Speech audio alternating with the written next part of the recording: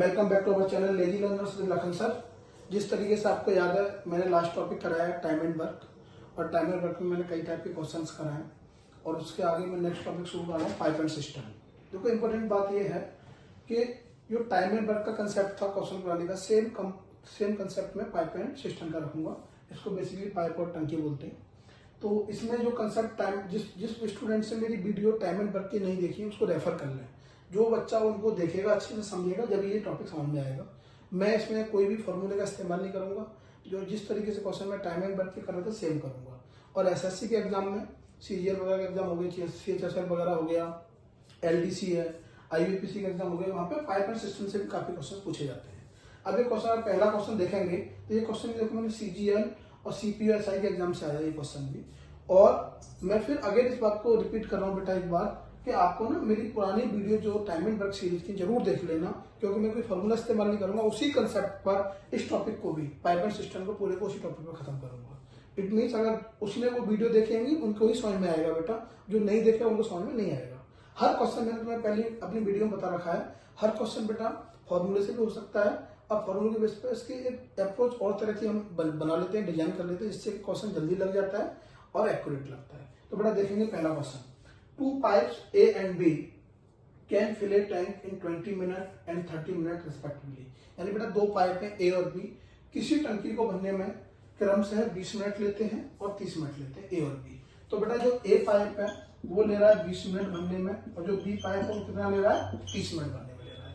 If both pipe open together then time taken to fill the tank. यानी दोनों pipe को अगर एक साथ खोल दिया जाए तो टंकी भरने में कुल कितना समय लगेगा।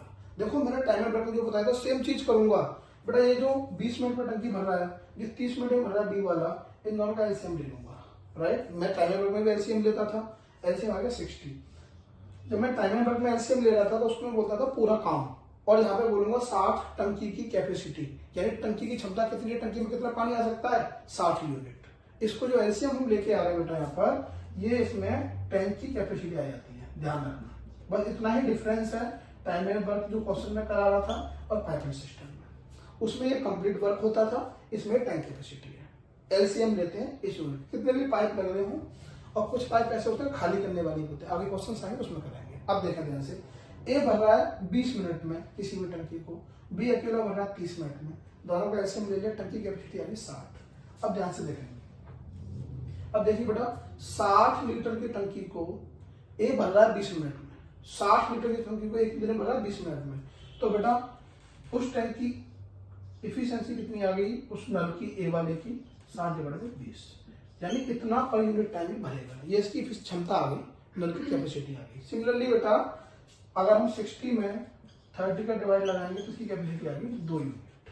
ठीक है बेटा, यानी ए नल कितना पानी भरता है पर यूनिट टाइम बेटा 3 यूनिट, और बी कितना भरता है 2 यूनिट। और टंकी कितने लीटर की है 60 लीटर की।